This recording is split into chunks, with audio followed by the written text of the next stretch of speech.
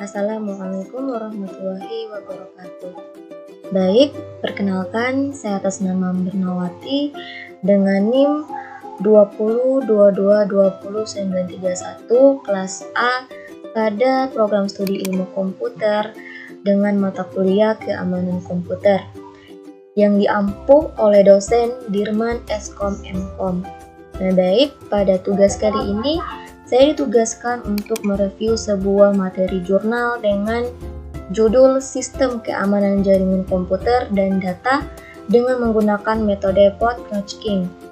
Baik, adapun para penulis dari jurnal yang saya ambil ini itu adalah terdapat 3 orang. Yang pertama itu adalah Putu Rizka, Putu Sugiartawan, serta Ihsan Wiratama. Adapun sumber dari jurnal ini itu saya ambil dari Google Scholar dengan link infotext.org. Baik, langsung saja pada pembahasan yang pertama, yaitu adalah di sini terdapat pendahuluan. Nah, dalam pendahuluan ini terdapat isi yang dimana itu pesatnya perkembangan teknologi saat ini membuat teknologi sangat berperan penting dalam kehidupan kita saat ini. Seiring dengan perkembangan teknologi informasi saat ini yang selalu berubah menjadi keamanan suatu informasi sangatlah penting. Banyak serangan sering dilakukan pada suatu port-port yang dilakukan dalam keadaan terbuka, seperti halnya virus WannaCry, ransomware yang menyerang data di komputer melalui port terbuka. Pengamanan pada port komputer nantinya akan membuat serangan pada komputer tidak mempunyai hak akses maupun yang tidak berkepentingan dapat dengan mudah mengendalikan port-port yang telah ia masuki. Maka untuk melakukan keamanan pada jaringan komputer dalam mengatasi serangan pada port-port dan memaksa kebutuhan untuk mengembangkan teknik komunikasi baru dan tersembunyi untuk melindungi data sensitif yang ditransfer melalui internet. Next. Nah, ini pada paragraf selanjutnya itu menyatakan bahwa Internet of Things atau IoT lebih rentan terhadap serangan siber yang ditargetkan daripada infrastruktur teknologi informatika biasa, di mana serangan siber ini beroperasi pada identifikasi selanjutnya.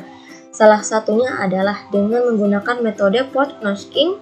Kerangka kerja on time, Knowski memanfaatkan jaringan seluler seperti GSM atau jaringan CDMA sebagai saluran outbound untuk membuat autentikasi 2 faktor. Next, pada paragraf keduanya yaitu bahwa di sini menyatakan bahwa Podknowski adalah sebuah teknik pertama yang diperkenalkan untuk mencegah penyerangan, menemukan dan mengeksploitasi layanan yang berpotensi rentan pada host jaringan, sambil memungkinkan pengguna terautentikasi untuk mengakses layanan ini. Meskipun berpotensi sebagai alat yang berguna, ia mengalami berbagai kerentanan seperti tayangan ulang TCP atau pemindaian port dan lain sebagainya.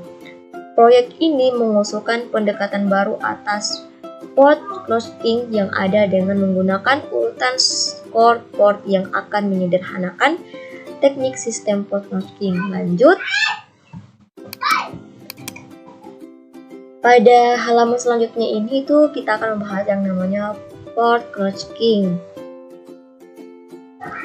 Nah, di sini menyatakan bahwa secara harfiah itu arti dari Podknowski adalah melakukan pengetukan terhadap port komunikasi yang ada dalam sistem komunikasi data.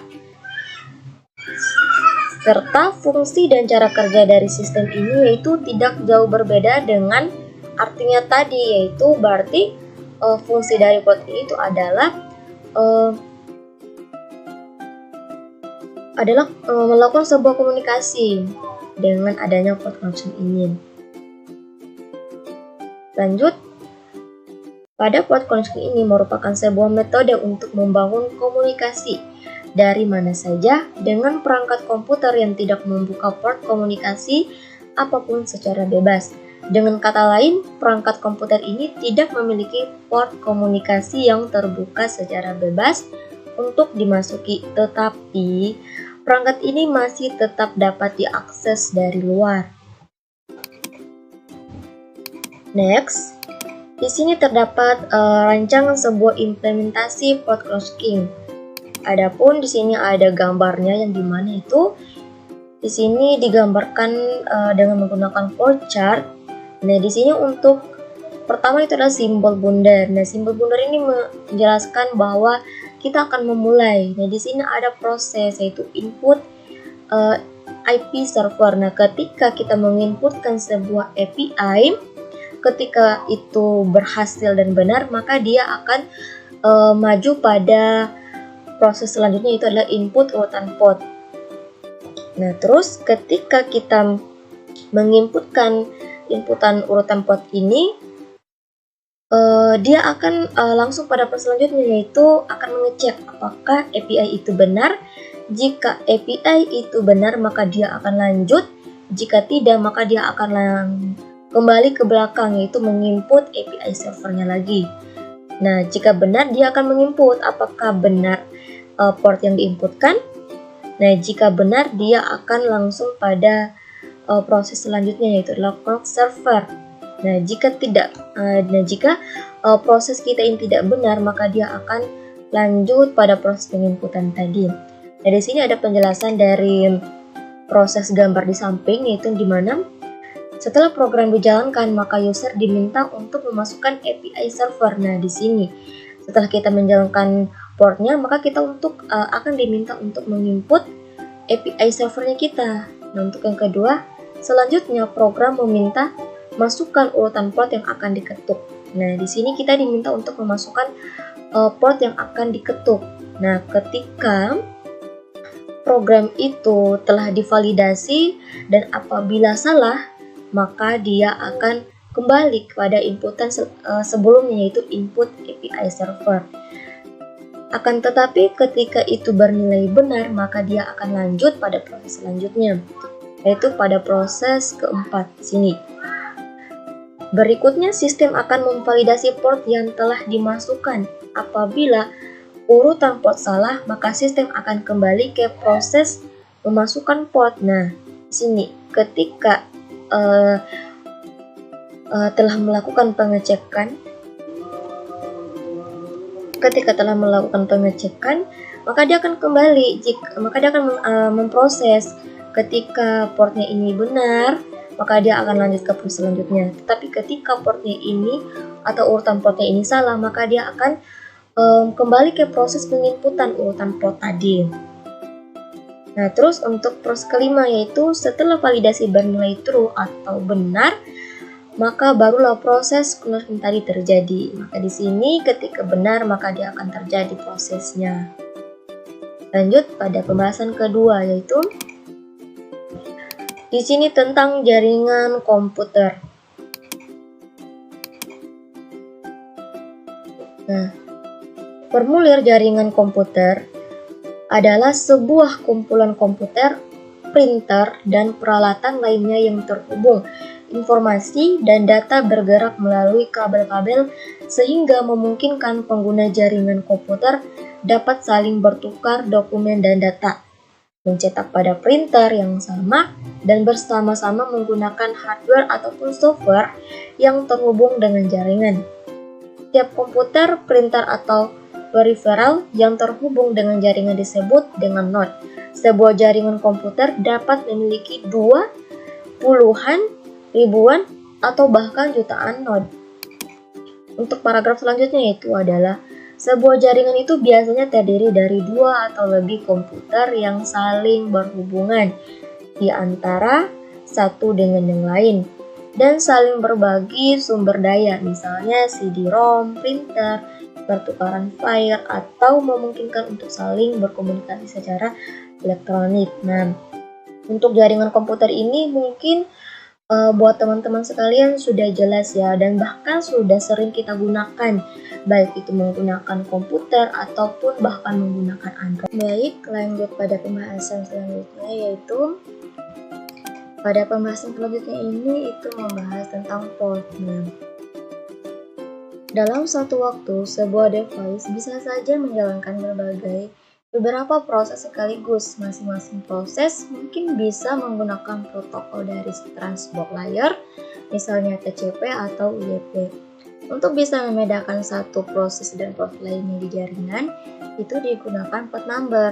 Nah, port number ini dia memiliki ukuran sebesar 16 bit, sehingga penomoran yang memungkinkan itu mulai dari angka 0 sampai dengan 65535. Penggunaan nomor pada port itu diatur oleh Internet Assigned Number Authority atau disingkat dengan IANA.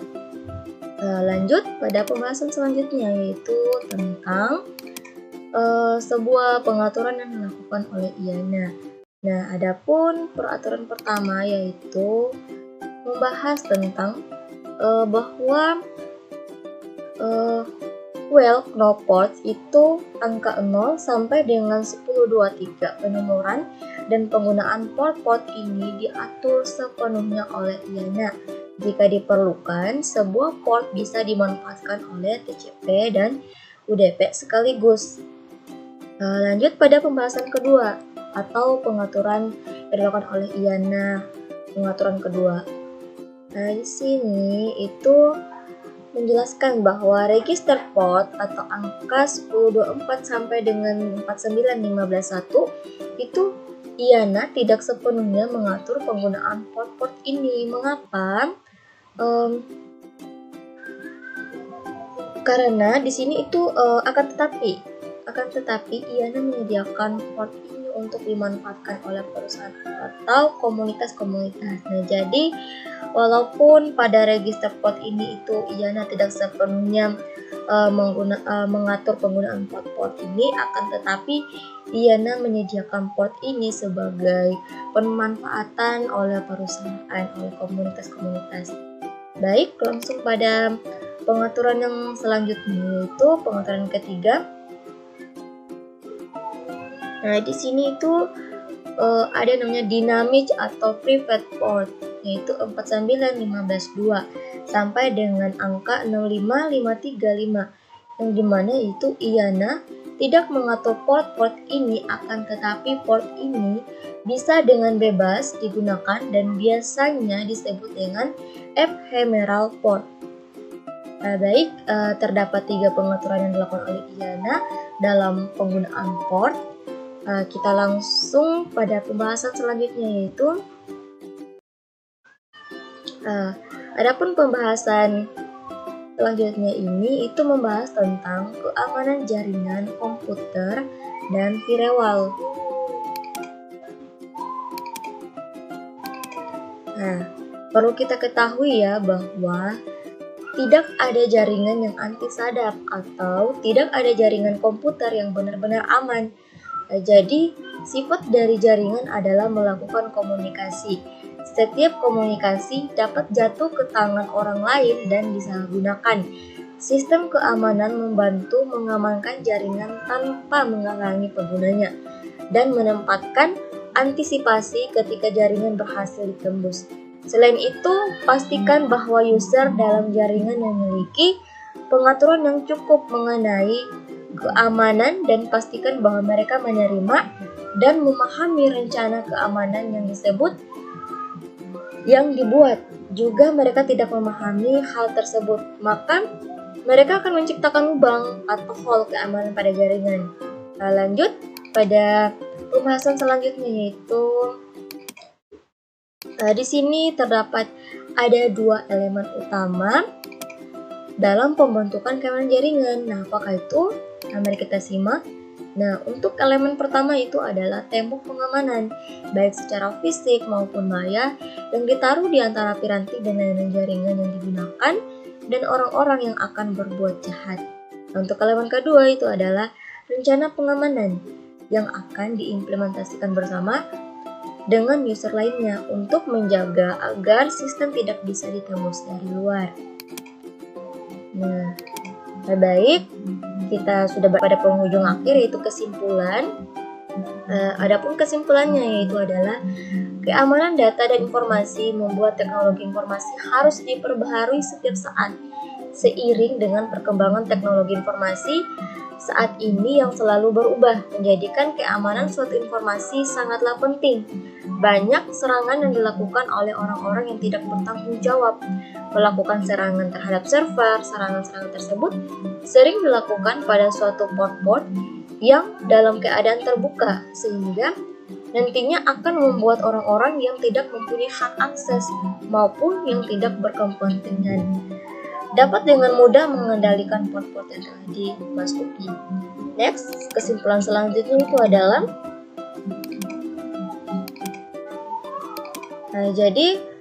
untuk melakukan keamanan pada jaringan komputer dalam mengatasi serangan pada port, salah satunya adalah dengan menggunakan metode port atau metode port knocking.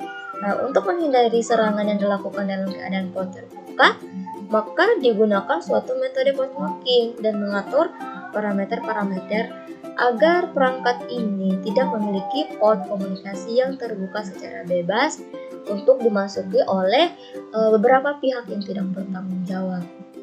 Tetapi perangkat ini masih tetap dapat diakses dari luar, sehingga akan membuat orang yang tidak memiliki hak akses tidak memiliki kesempatan untuk memasuki port-port yang ada. Baik, mungkin itu saja pembawaan materi dari saya.